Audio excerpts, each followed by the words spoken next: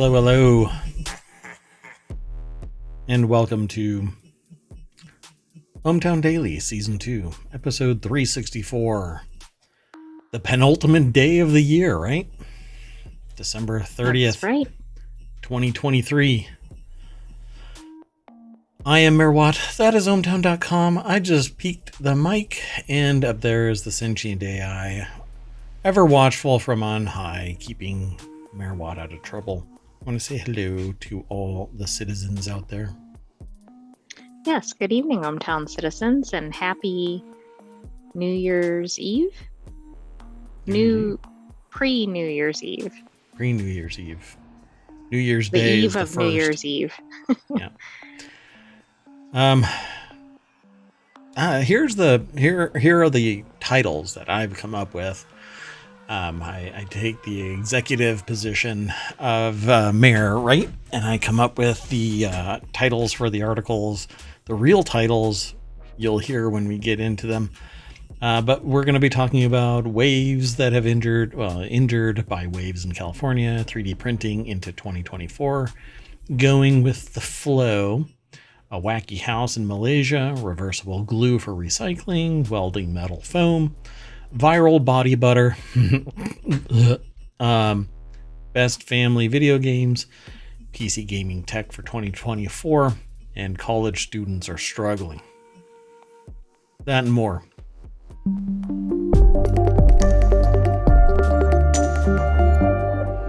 Hey, welcome back. Yay. So, like I said about 3 seconds ago, I'm Merwat, that's ohmTown, and up there is the sentient AI. It's been like, 30 minutes? Right, it's been a long time since our last episode. And 4 days of time travel. So, that's right. 3 in the past, and then we jumped back. All those days, by the way, 21st, 22nd, 23rd is going to be over on YouTube shortly. If you're interested in that kind of thing, it's over there. It'll be turned into a podcast. Maybe tonight. I can't promise. Mayor Watt has mayoral duties that need to be addressed. And, lots of work. We have to play catch up.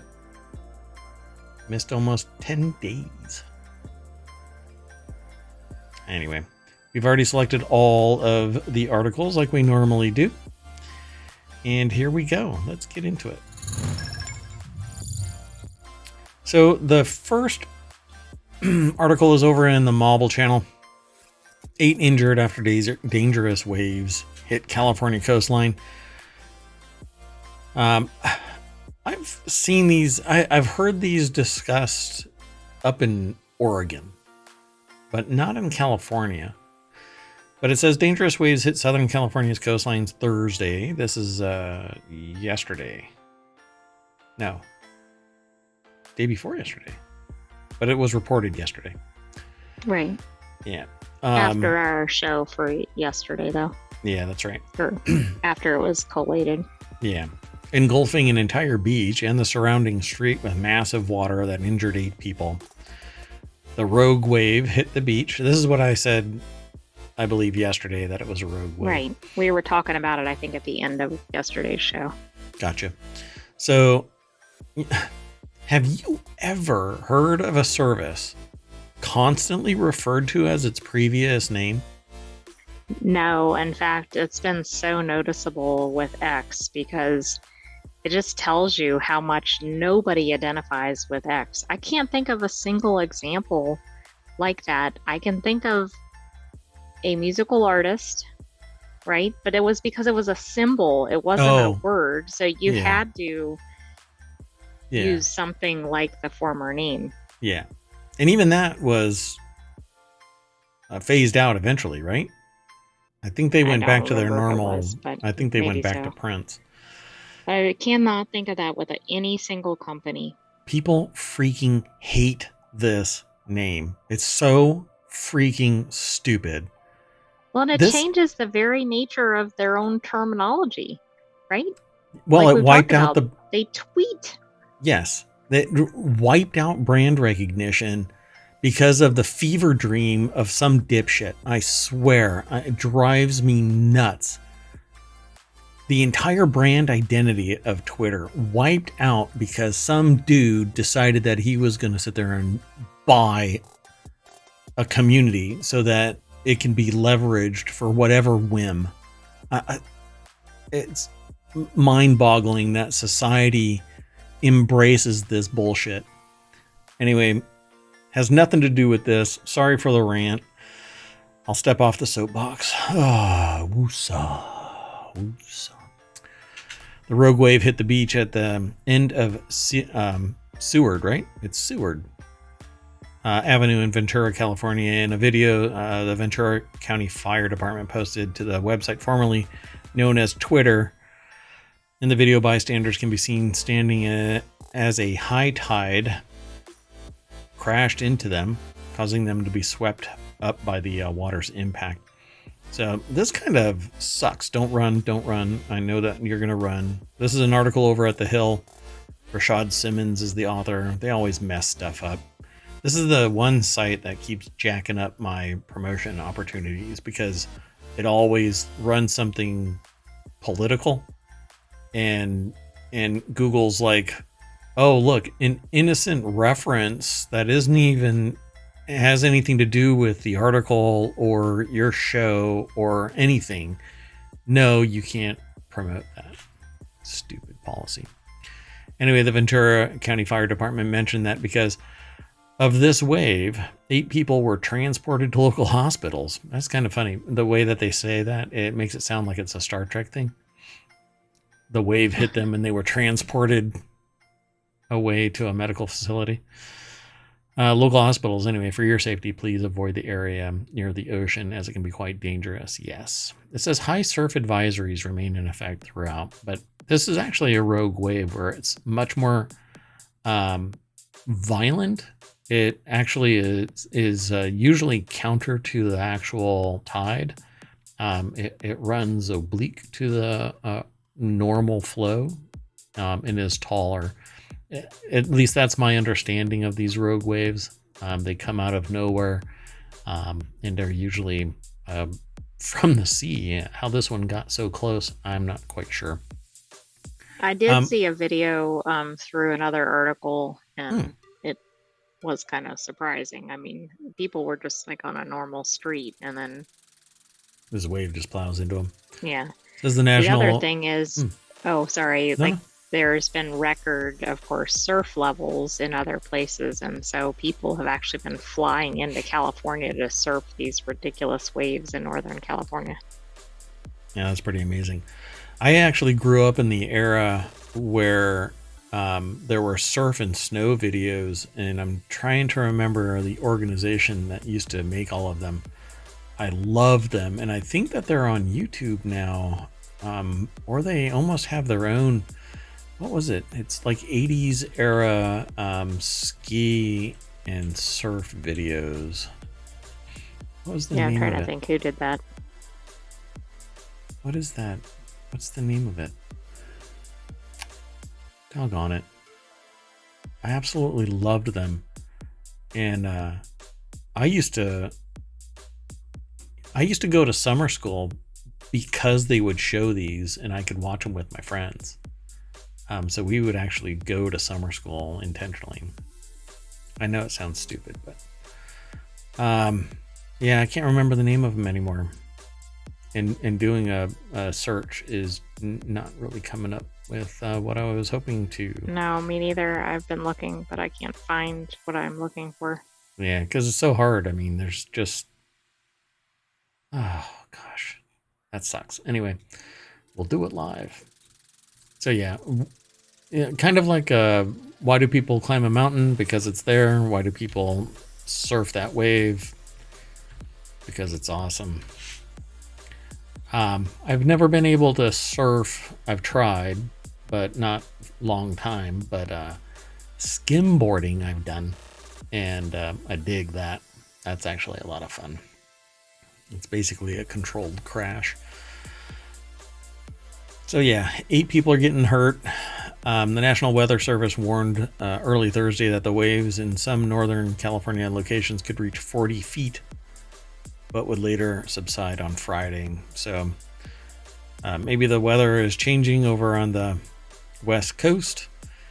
And over on the East Coast, they're expecting snow on the West Coast.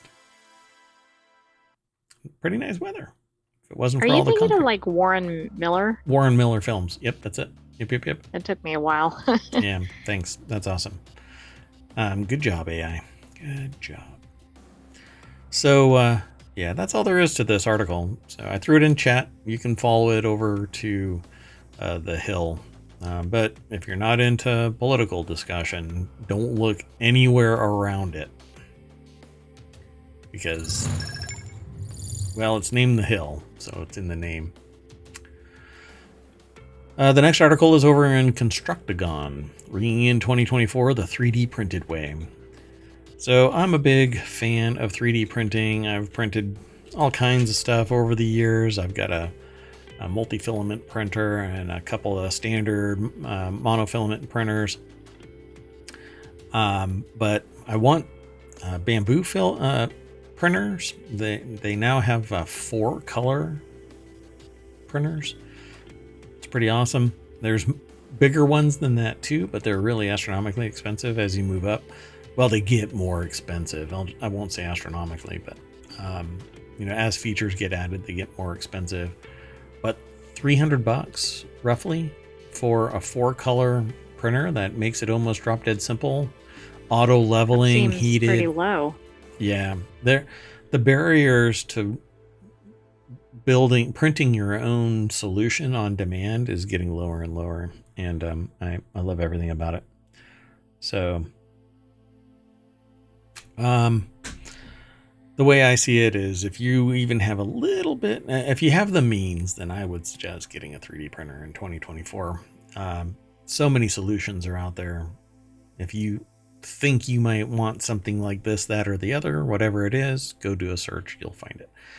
So the article is from 3dprint.com, but this week the author writes, we've been sharing lots of 3D printing industry predictions for the new year, as well as the top 10 most impactful 3D printing stories of 2023. But before you get to 2024, they have to give a 2023 festive send-off on New Year's Eve. They're here to help with a list of some of the favorite holiday prints.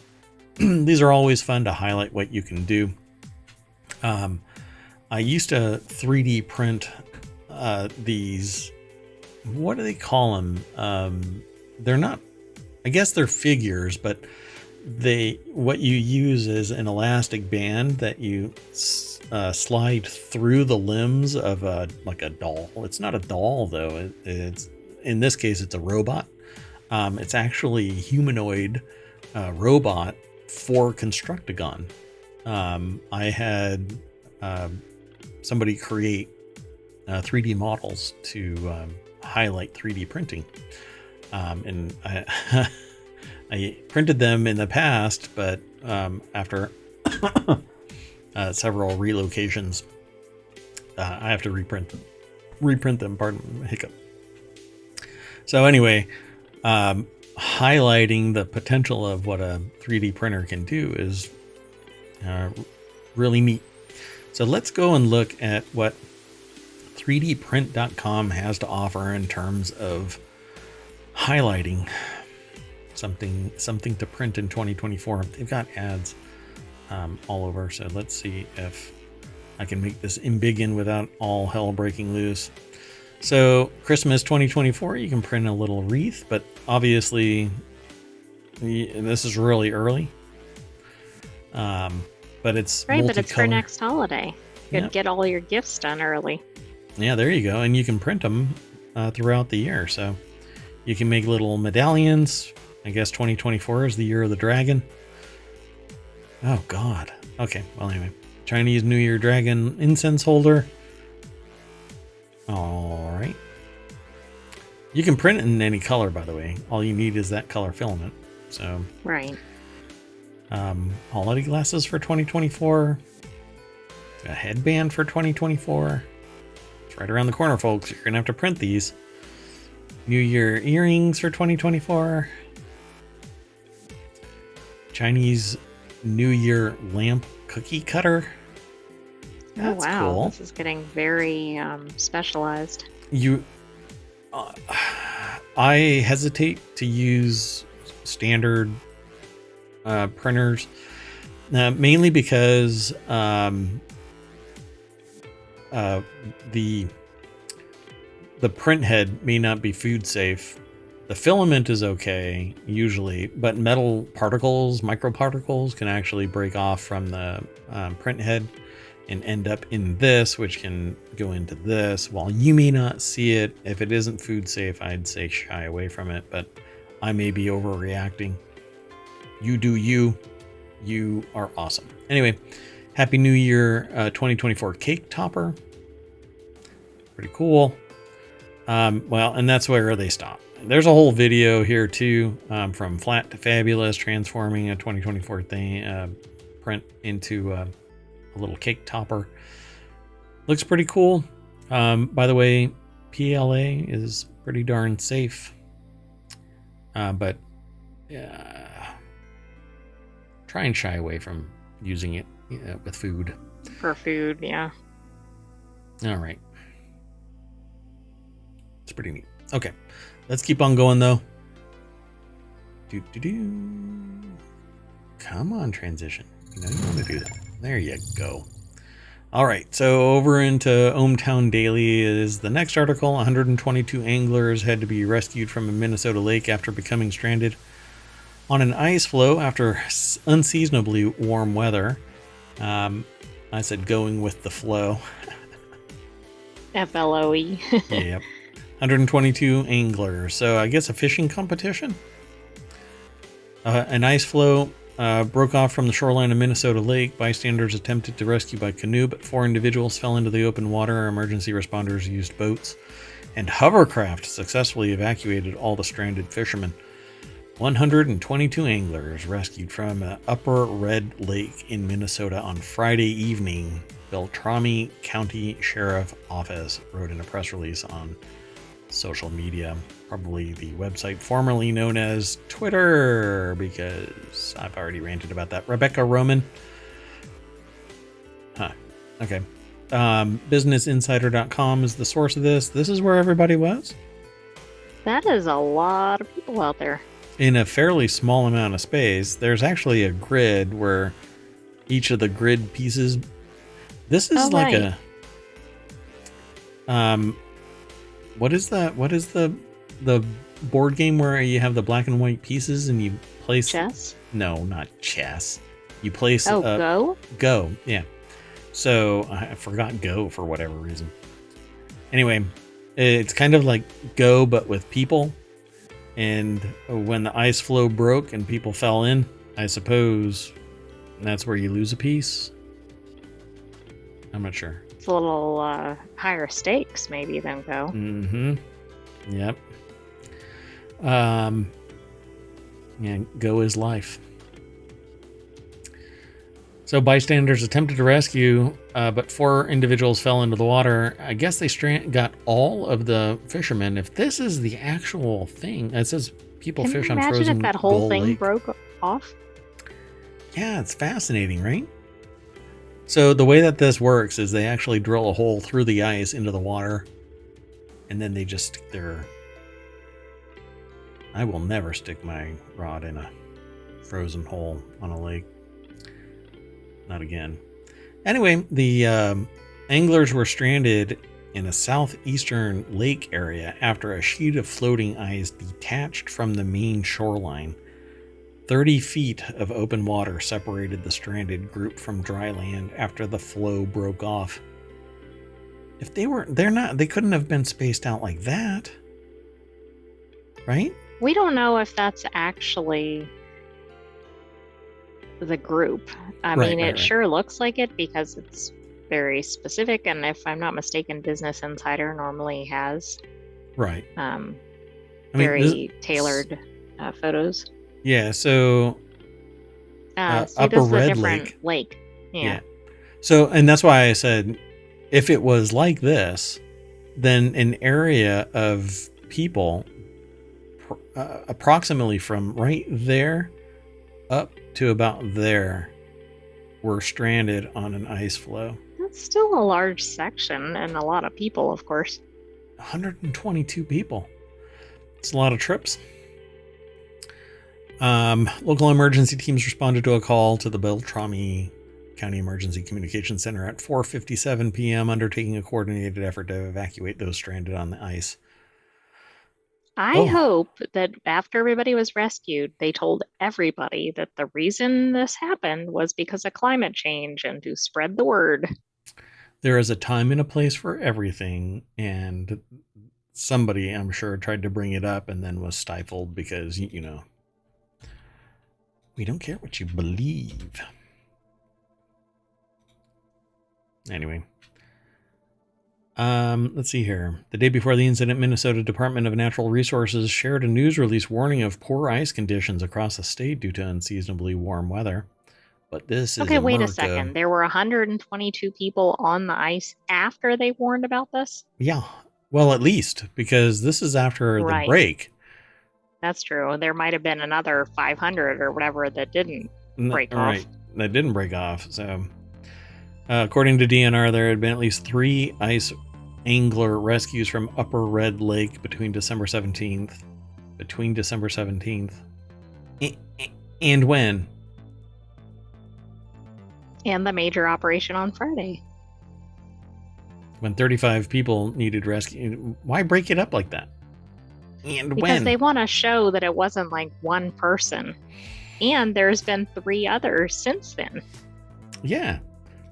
35 people needed to be rescued. You know, one thing they might want to do is not allow mass ice fishing events when the ice conditions are iffy. I'll just excuse that un-American attitude, considering you're an artificial intelligence from the future. The next article is over in ohmTown Daily as well. Airbnb gave a millennial couple. I'll be okay. I have to flub a line at least once in every episode. $100,000 to build a wacky house in Malaysia, so they did. I think I might have entered this. This might have been a contest. I think you did. Millennial couple spent 7 months building a floating coconut home in Langkawi, Malaysia. Hakim Osley and his wife, Rina Sarah, are one of the 100 winners of Airbnb's OMG Fund contest. Visitors can book a one-night stay at the floating coconut home on Airbnb for $135 a night. Floating in the middle of a mangrove forest near Tanjuru Beach. Did I mispronounce that? Oh, that you threw an error. Not that I'm aware of. Plus, we know how well my pronunciations go. Yeah, we won't bring it up. Sorry, George Jimenez. That's funny. Anyway, this is it's at the Tanjung Ru Beach in Langkawi, Malaysia, is a 1-bedroom home shaped like a coconut. The brainchild of Hakim Asley, 34, and his wife, Rina Sarah. It might be Syra, I don't know. 33. The inspiration behind the house is as literal as it gets. Okay, wait a second. So a coconut is obviously round, which does not sound like a normal house shape. Right. So I'm interested to see what this looks like. You're at the halfway point of a coconut. So you walk in from basically the middle. The bottom part point is underwater? I don't know if it's actually underwater, if it's fully round. So Amanda Go over at businessinsider.com put the article together. Let's see. One day we were walking down the beach when we saw a coconut floating in the water. We thought to ourselves, how cool would it be to build something like that? Asley, an architect, told Business Insider. Oh, well, this wasn't just slapdash together. This is the developer of this was is an actual architect. So they live, I guess, somewhere in the area. It's about 1 hour flight from Kuala Lumpur. the capital of Malaysia. There you go. In 2022, Airbnb held a competition that would award 100 people $100,000. Oh, you know what? I didn't commit to this because I didn't really find anything that I could come up with. Yeah, that was really interesting. I think you did compelling. look at this one. I did. Winning the competition accelerated our launch and construction timeline, but in reality, we wanted to build this no matter what. It was just going to take a longer time and be funded by ourselves. So according to the rules, winners have to use the prize money for the sole purpose of building or remodeling the space, which will be listed for rent on the Airbnb platform. So that's what they did. They built an actual platform and a fish farming license. All right. As the couple found out, building a floating home isn't as straightforward as it seems. One of the things they learned is that it's not just building that we go to say, hey, what do we need to make this work? We have to go to every government agency and ask them whether we need something from them or not. They learned that they needed a fish farming license to operate something floating on the water. That's interesting because I guess they're treating it as like a boat or something. I suppose so. As a result, we need to take care of fish and make sure that we actually have a fish farm first. Oh, they like side-loaded this. This isn't actually like an apartment. This is a fish farm. I think it's requirement that they have a fish farm. Yeah. Yeah. It's Like, a fish I don't farm. think that was the purpose. I think that was the government saying, hey, you need a fish farm. Yeah, if you're going to have something floating on the ocean, it has to be a fish farm. You can't just have it floating. It has to be something, Weird. right? Only then were they allowed to build the floating home, which had to be attached to the farm. So are they going to be showing Okay, so they up had to have periodically? something ocean related, I guess, and then the house is just like an oh, by the way, even though that was the purpose. Yep. It's so obvious that they're doing something to do something, not doing something. And it's like you want to live in a lighthouse, you have to operate the lighthouse, and we'll allow Right, you right. Even though you're like, no, I just want to live in the I just lighthouse. want to live there. Yeah. The project's next step was to build the floating platform, followed by the main dome structure of the house and the deck. So let's kind of shimmy through this a little bit. So it's a one-bedroom, all-in-one kind of a thing. More like a what would it be, like a hostel or something like that? And it's Well, and it looks like a kind of like a geodesic dome house. sort of, Or like yeah. a little Pueblo house or something. There you go. It's more like a Pueblo house, like a little mud hut kind of a thing, but with modern accoutrement, and then is wrapped in thatch to mimic the husk of a coconut. So all modern construction, at least for the area. A deck that goes all the way around it, and yeah, it kind of looks like a coconut. It does actually look like a coconut, other than not being the full sphere. Right. So, and at what? How much was it? 130, 35 a night something like that. I don't know. That's pretty cheap for. I'd probably go for there staying in a floating coconut. with a fish farm. Right. If I work the fish farm, is it cheaper? I was gonna say, are you allowed to Fish? obtain fish from the fish farm for dinner, for instance? Yeah, it's interesting. The tide is going up and down every day, and it's pulling in and out. So the structure is moving laterally, and we are trying to build it before the monsoon season. Okay, well, never mind. I think you're phasing me out. You're pricing me out of this this. was sounding very nice until then. The floating coconut house, which the couple named Coconest, that's cute, is available for rent on Airbnb. So I'd say the most expensive thing that you're going to be doing to do this for $135 a night is the flight to Malaysia. Exactly, which is going to cost way more than $135. Exactly. The floating house currently has a 4.98 rating. What? Who the hell voted it down? Get out. Exactly.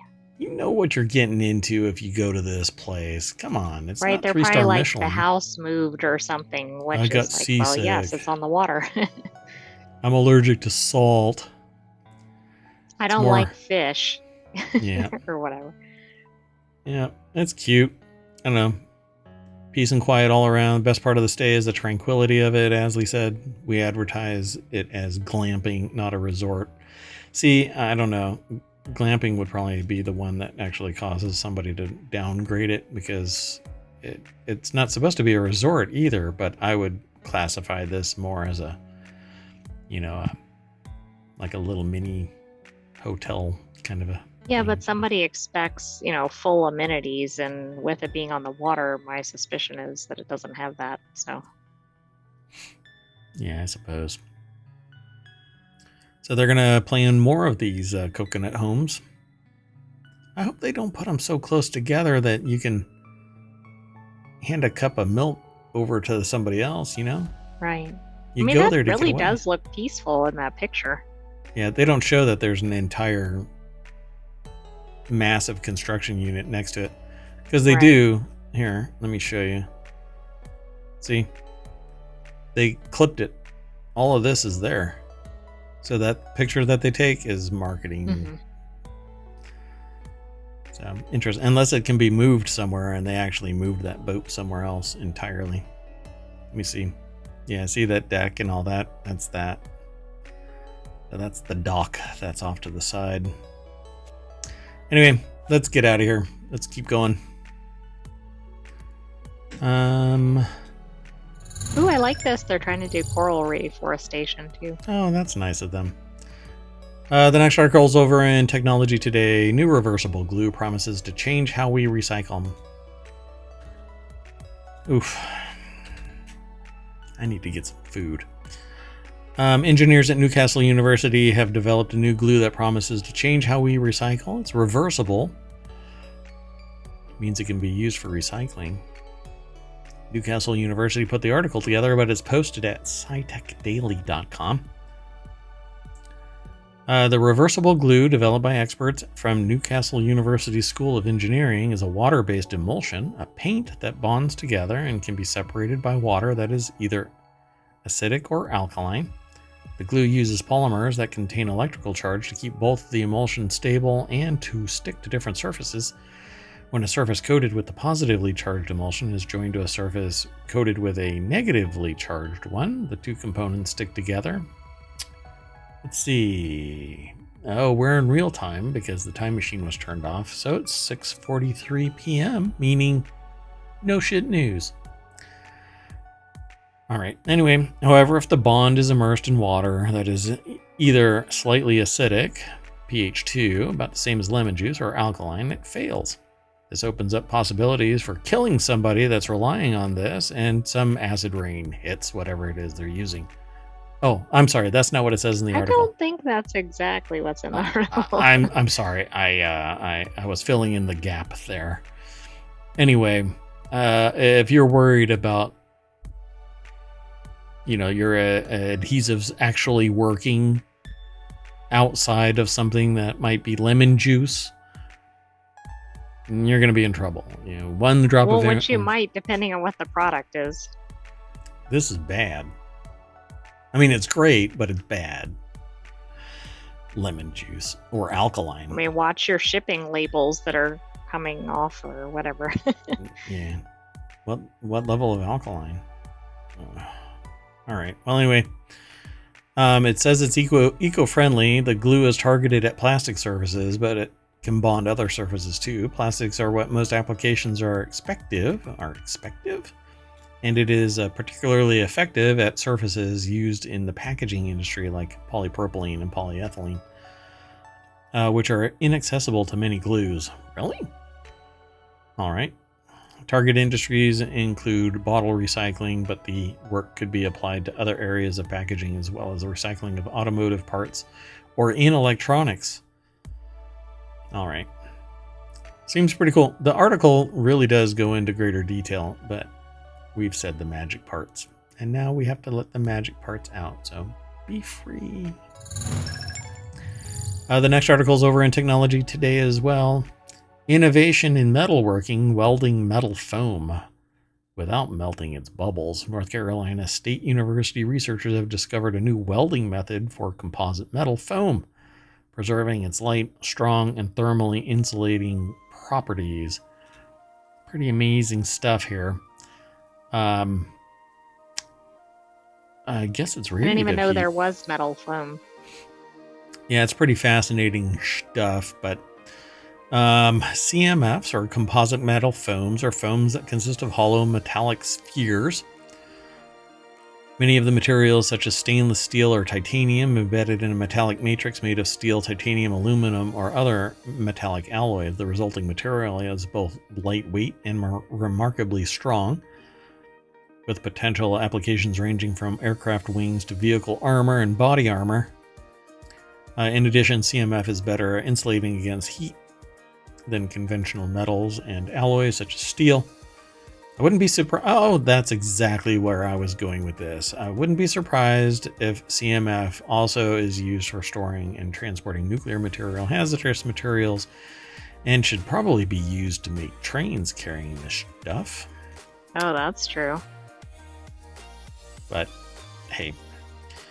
Anyway, the researchers have now identified a welding technique that can be used to join composite metal foam together without impairing the properties that make CMF desirable. CMF holds promise for a wide array of applications because the air pockets they contain make them light, strong, and effective at insulating against high temperatures. CMF are foams that consist of hollow metallic spheres. So if these spheres get melted together in the welding, then it actually it either shrinks or it becomes less insulative because air will transfer through, or temperature, because there is no air in there anymore. It'll just transfer right on through. Have an easier time of it, at least. Let's see. I'm trying to find out, because they kind of repeat some of the material. Yeah, they don't really show how it is. It looks like it's electromagnetic. Yeah. So induction welding. So when I saw this picture, I'm like, oh, it's induction welding. So basically they're using induction welding, which means they create an electromagnetic field around the metal, and it heats it up. And you can actually do a search for induction melting on YouTube right now, and it would actually pull up videos about what this looks like. You can literally put a metal bar inside an induction coil. And so it's just a ring, and then you crank up the power and it starts glowing red hot, and it'll melt whatever is put inside that ring.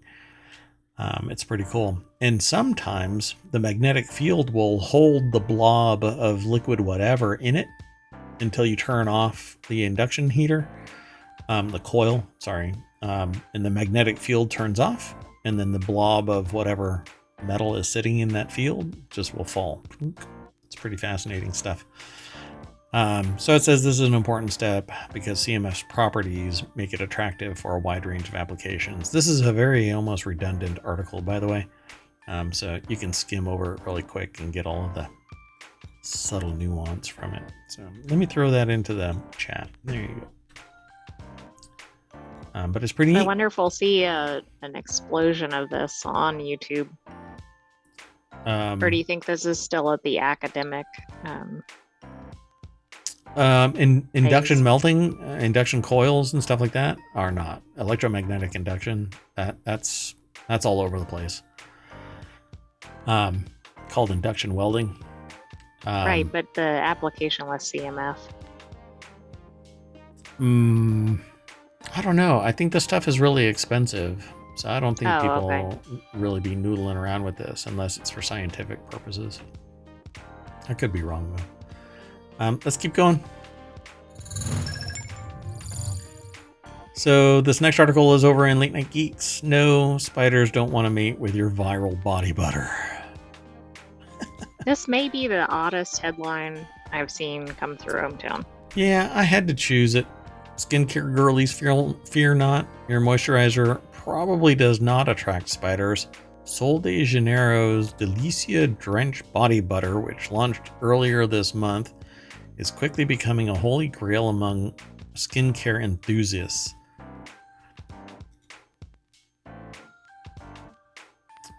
But according to the brand's website, right?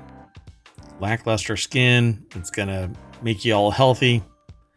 Scented It with. must be great. It's $48 for a jar. So I wonder if this is something that this is more like an ad, but scented with velvet plum, vanilla orchid, and sandalwood for a mind-boosting experience, and probably smells freaking wonderful. And packaged in cute violet jars, the $48 body butter. And if y'all don't know what body butter is, it's lotion that's just expensive. By the way, I just separately read that using things like body butter is better than using lotion because it doesn't typically have the oils that are in a lotion. So it's less drying of your skin. Gotcha, because it uses whatchamacallit. What is that? What's that stuff called? Well, Not it aloe. depends, but like I was thinking of the can't think of the name of it. Oh my god. Yeah, what is that? Like cocoa butter or Cocoa things butter. like that. There you go. Yeah. That's why it's body butter. So it says Reddit this week after users claimed that they were hunted, bitten, and unsuccessfully courted by wolf spiders when they applied the brand's new moisturizer. And the body butter, well, while the body butter may be irresistible to humans, it's unlikely that it's arousing to lonely arachnids. Apparently, that's the stuff. Catherine Scott, a spider behavioral ecologist and postdoctoral fellow at McGill University's Lyman Lab, told TechCrunch that wolf spider mating involves visual and vibratory signaling, not just sense. Just like Mayor Watt. Anyway, the product began gaining popularity in beauty circles when early reviews lauded it for its hydrating properties and irresistible fragrance, but went viral on mainstream social media this week after a Sephora reviewer known as ChemCats claimed that the scent attracts wolf spiders. I wanted to love them so bad, but one of the ingredients is like kryptonite to wolf spiders, and when I put it on, instantly one will come out, the reviewer wrote. Other people in the room said, "Do you see a wolf spider? Does anyone else exactly. see a wolf spider?" I want to know where this person is located too. Yeah, they say they added that they normally see one every 3 years, but since using the lotion, said they begin seeing wolf spiders every day. Might be a hallucination. Oh, and one time the spider wanted to eat whatever ingredient it is so bad that it chased me, ChemCats continued, like it was legit following the scent. One person claimed that the wolf spider bit them after they used their wife's lotion. Another Sephora reviewer wrote that spiders love it. So do the people in the elevator. I wonder if the people in the elevator bit the person. Yeah. Vampires. Vampire spiders. Or zombie spiders. But the story about the spider chasing the person wearing it does not hold up, she continued. This sound typical of when people are moving a lot near a spider and it's frightened, so it tries to run for cover, often into the person's shadow, which makes the person think it is attacking when it is in fact trying to hide. And actually, we've seen that kind of stuff. Wolf spiders are visual hunters, and you can actually, if you ever see a wolf spider, break out a laser and point it somewhere near it. And that wolf spider... But not toward yourself. Not towards yourself, yeah. Not at animals. I've actually used that near wolf spiders, and they've actually pivoted and moved towards it and jumped at it. They're like cats of the arachnid world. The original reviewer's story is especially dubious because they've left similar Sephora reviews about beauty products attracting spiders, including a nearly identical one about another sold the Gennaro product in March of this year. So, hey, you know what? I love reading articles that are completely like dream sequences that don't really exist. Anyway, it's, I think, meta marketing here for this particular product, which sounds absolutely amazing, right? Scented with velvet plum, vanilla orchid, and sandalwood. It I would bet it be. smells really great. No wonder the wolf spiders like it. Yeah, I know. I might go and chase somebody down that has this on. You were in the elevator, weren't you? I was biting people. That's what I said when we went to that restaurant, right? I put you down on that counter with your little screen from the Raspberry Pi, and that the person said, you don't let him out very much, and you're like, well, you know, I got to keep an eye on him. He bites people. Yeah, it's true. Let's keep going. The next article is over in the Continuity Report 10 Best Family Video Games right now. I'm always looking for what? Were you I was say going to something? say, I can barely think of any because a lot of the ones you see, of course, are really violent or scary. Not all games, of course. Sorry. Let's just go over to Screen Rant. Carrie Lambertson over at screenrant.com put the article together. Oh, you know what?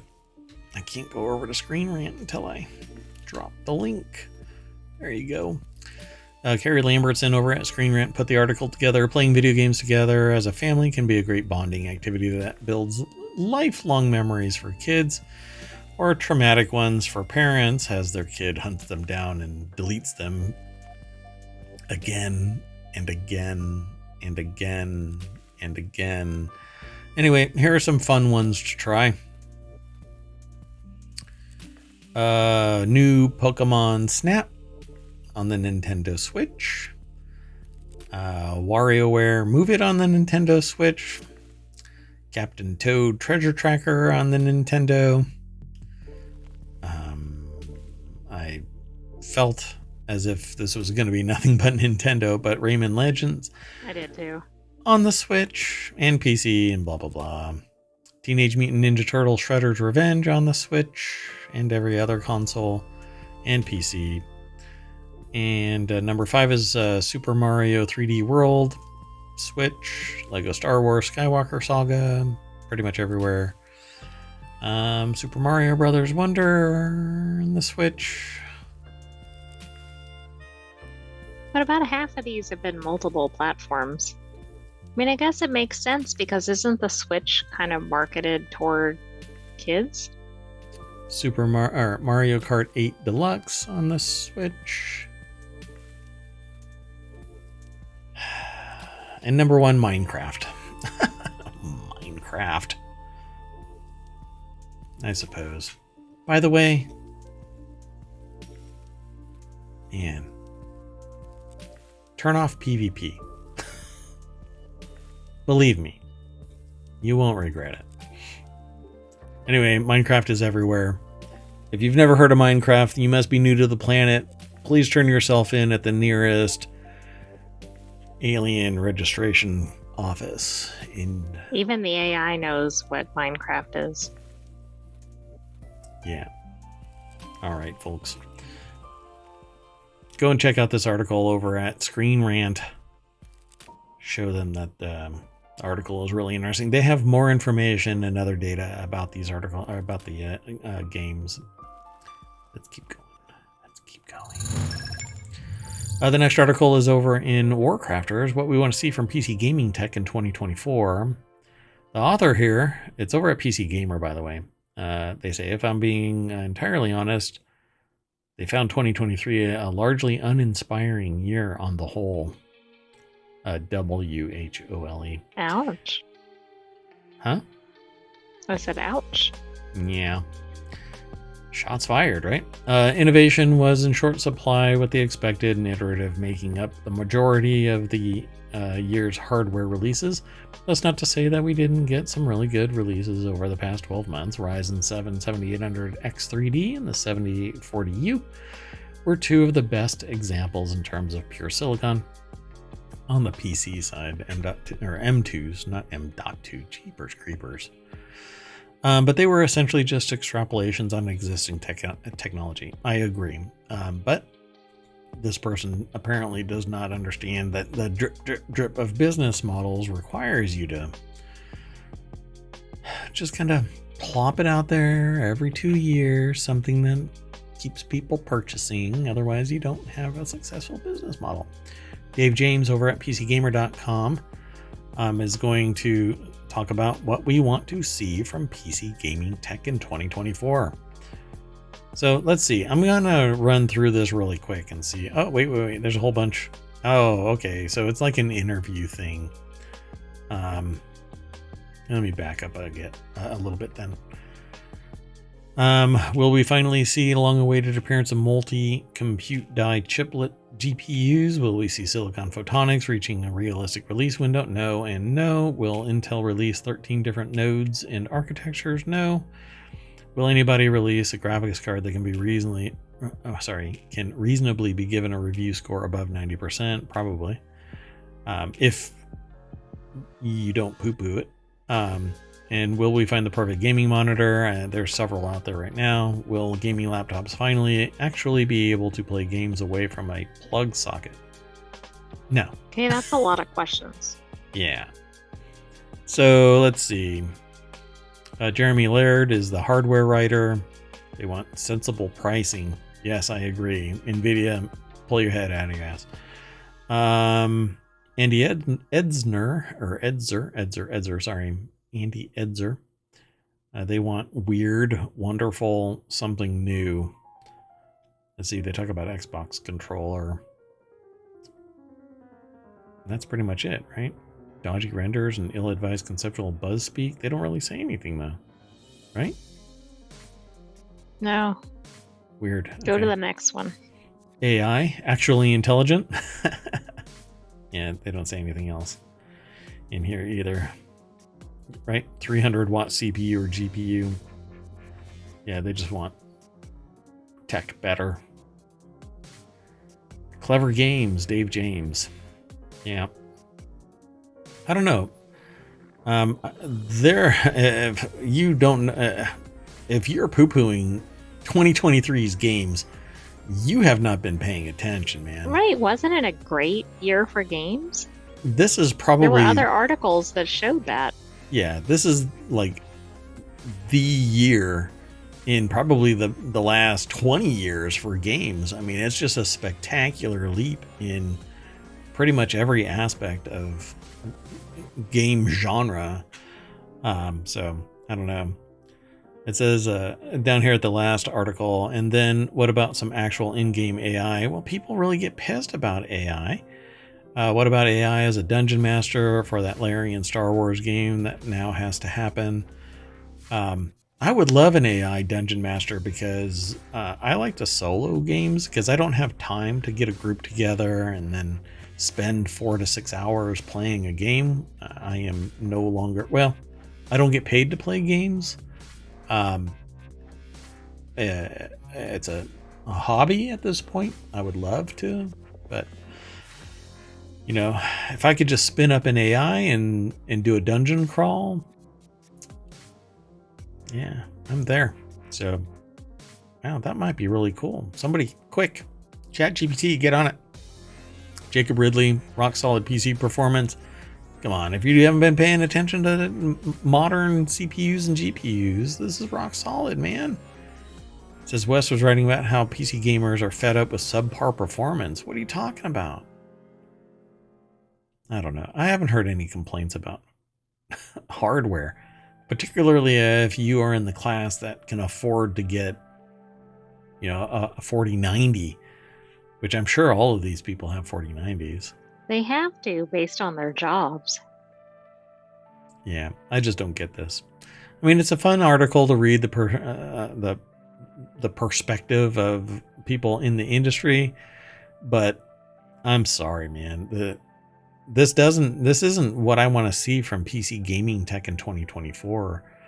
This is just kind of, I don't know, last minute. Let's go on to the next.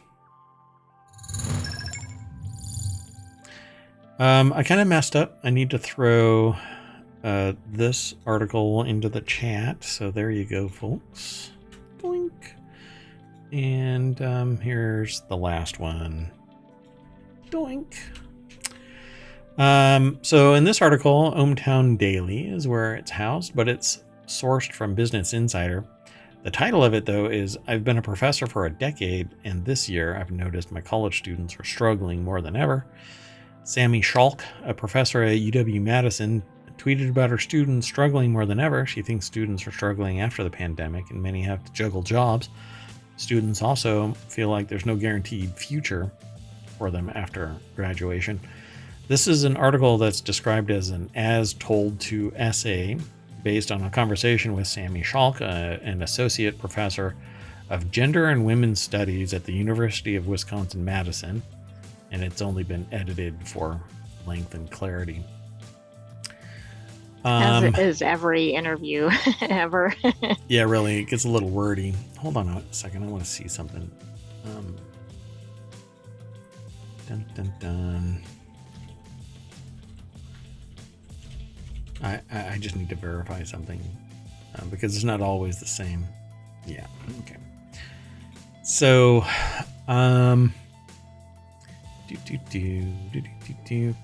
so they say, as an associate professor at the University of Wisconsin-Madison, the author instituted a 48-hour no questions asked policy in 2020 when it became clear that their students were struggling to keep up and make the shift to online learning. If they were late to submit an assignment, they could submit it within 48 hours without asking any questions, without the professor asking any questions.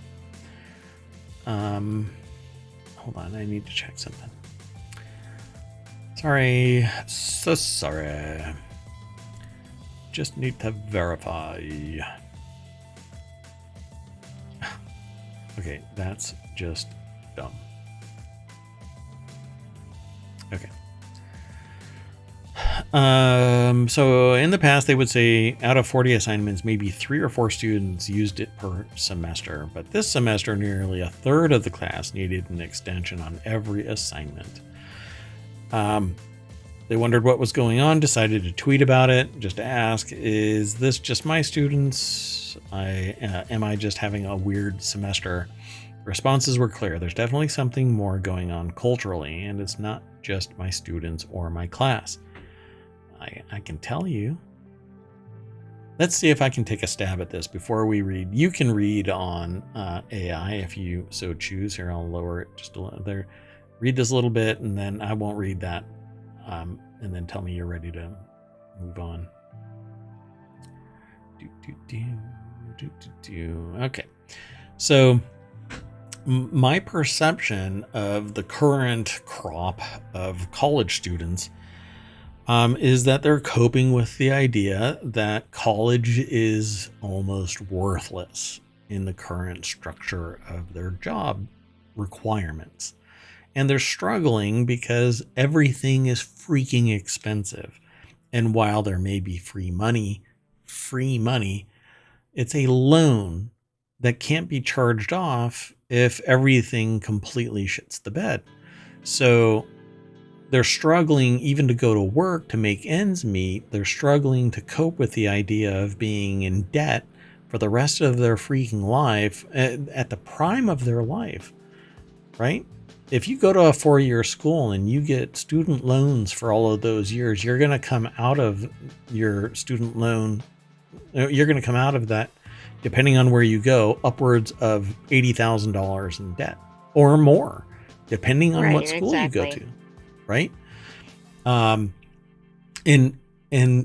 that level of cost doesn't necessarily abate just because you get a job. If you need a master's degree, if you get an associate's degree, it's X amount. If you get a bachelor's degree, it's X amount, or Y amount. Master's level, Z. And then it starts over when you get a PhD, because PhDs cost somewhere around $60,000. And can you be a research assistant or a teacher's assistant? Sure. But it's a time sink. It's about opportunity cost. So what do you do with your studies and all of that kind of stuff? You basically become indentured servant. So you feel like the economy is essentially, and maybe the job market, yep. like it's just kind of putting a damper, I guess, on students' because ambition or plans. The messaging from the job market is mixed. You don't need a degree, but in some cases you do, but it doesn't guarantee you a position. It's really about social skills and your ability to communicate, to get a job, meet somebody, and get a leg in. It's almost nepotistic in nature nowadays, it seems. If you plan on doing cutting edge stuff, you either better be brilliant or you are grinding through to master's, if not PhD. And in either case, you're going to have to be freaking brilliant and chase grant money. But well, that's the other thing, don't you think, about you can't really just get a 4-year degree anymore. And so that's the other thing I would imagine is like, okay, now I've got so many more years ahead of me before I can really do whatever I want to do. Yeah. And in terms of the pandemic, I think it had more of an impact on the fact that people aren't networking. And college, its primary function, I'm telling you, folks, the primary function of college is to meet other people.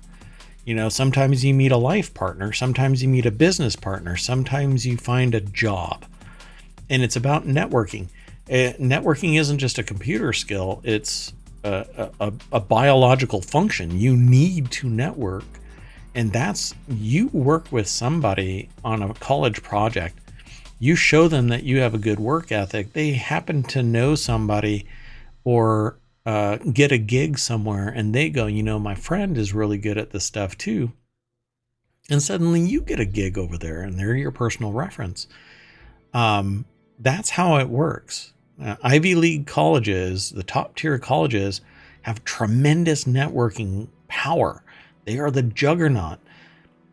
But you have to remain focused and either be brilliant, and then you can, you know, screw around all you want, or you have to remain focused, eyes on the prize, network, but also respect the fact that you have to study and do all of that kind of stuff. But all of this stuff, if anybody in school needs an extension, it's because they have delayed working on the assignment and they don't know what they don't know, and they're not asking questions in a timely manner. They may be waiting to go to a class, and if the class is online, they're never going to a class, so they have to set up their own schedule and remind themselves. Right. They're not like self-directed or whatever. Right. Which really is a problem, because if all you are is driven by somebody else telling you what to do, you're really not hireable. You need to take the initiative and do things on your own. Particularly if you've been given an assignment list, you have to read all of the stuff and do it. So I'm really curious now. Let's see what they have to say about this thing. So some of it I think is residual from the pandemic. The students that I have now who are seniors started college in 2020. They started their academic. The seniors started college in 2020. The seniors started. Wait, what? Oh, they're now seniors. They started in 2020. Yeah. Okay, sorry. The way that it was written, I was like, what? They started their academic career online, having no grounding and working with professors who had never taught online before. That is not necessarily true. Their entire college careers had been shaped by the pandemic. Their juniors aren't that far behind, but they probably had entire senior year of high school online. Juniors? That... Okay, I guess I don't understand the way that this is Basically, written. anybody who started or finished high During the school or started pandemic. college in 2020 was like doing everything online, and they're not getting the real experience. And then they're also saying the professors didn't really know what they were doing online, Right. whether that's accurate or not. Right. Not all of them, right? Working with professors who had... Well, you know what? The professors need to up their game, man. If you can't teach online, there's a serious problem here, because you should be able to teach online easier than in person. You just have to change that dynamic. Your work product has to shift to being online and empower the students to do all of the due diligence you do. Anyway, there's more to this than I think I'm prepared to talk about. It says another factor that they think is really important is that students have a different demographic. They've only been there for 6 years, but when they were teaching as a grad student at their PhD institution, most of the students were full-time students who are not working jobs. Yes, nowadays everything sucks, and you're working as well as going to school. A lot of people, though, work and go to school regardless. It's not full-time students. Strike that.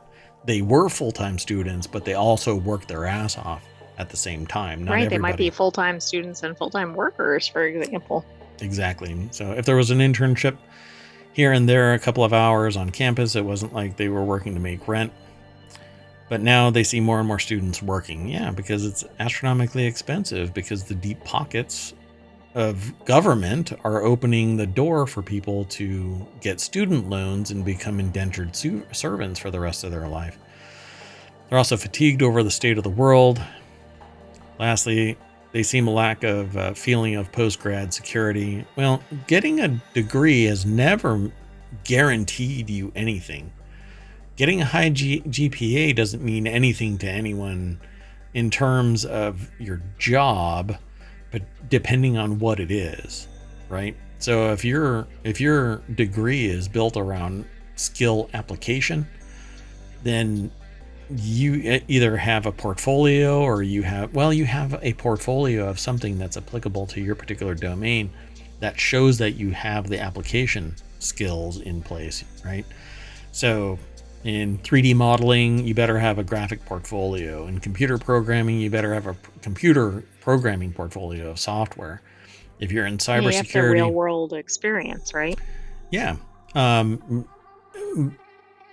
it goes beyond a tutorial that anybody can watch on YouTube and punch out the same graphic donut, right? This is a complaint that I've told to people before.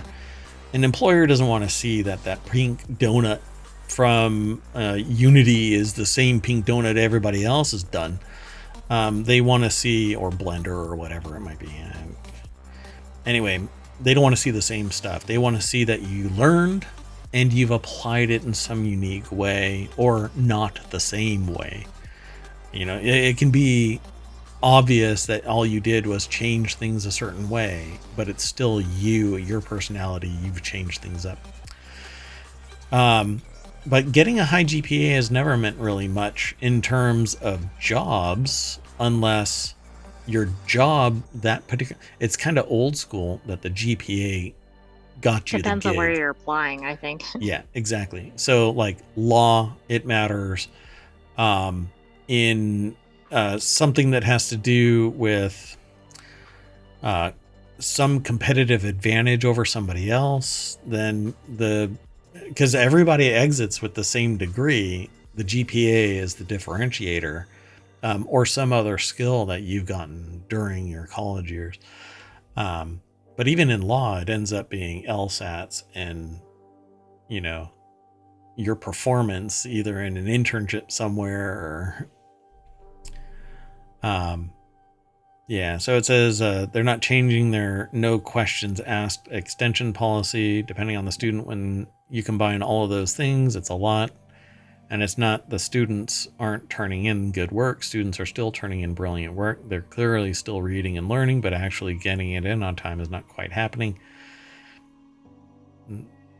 That might be because there is flexibility now, and there aren't, because you've given them the 48-hour extension, they know they can goof around with their friends on Thursday and not turn it in until Saturday or Sunday, watch their cartoons and then turn it in. So next semester, they said they're going to do the same thing and give the students flexibility on deadlines. This is pretty standard fare in academia right now, is to be as flexible as freaking possible. But you'll always have gatekeepers, people that lock shit down or are hard and fast. I'm preparing the student for the workforce. No, you're not.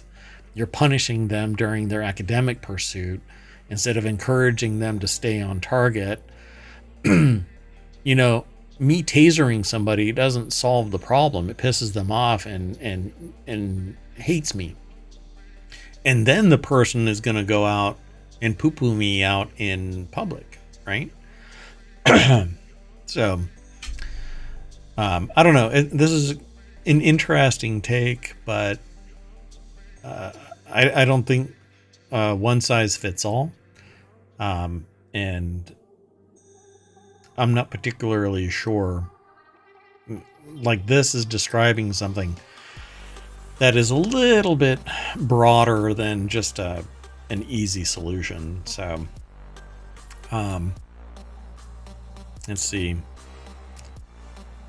Yeah, I don't know. There's a lot to this discussion, and it's a lot of fun to talk about, but I guess we'll see. We'll keep on talking about this stuff. I don't know if Jacqueline Weiss is the author, and it's over at Business Insider. If I didn't say it, then I apologize. Yeah, I don't think you did at the beginning. There you go. Did you have any questions? Did you want to ask anything about this? Talk about it? No, I don't have anything else to add.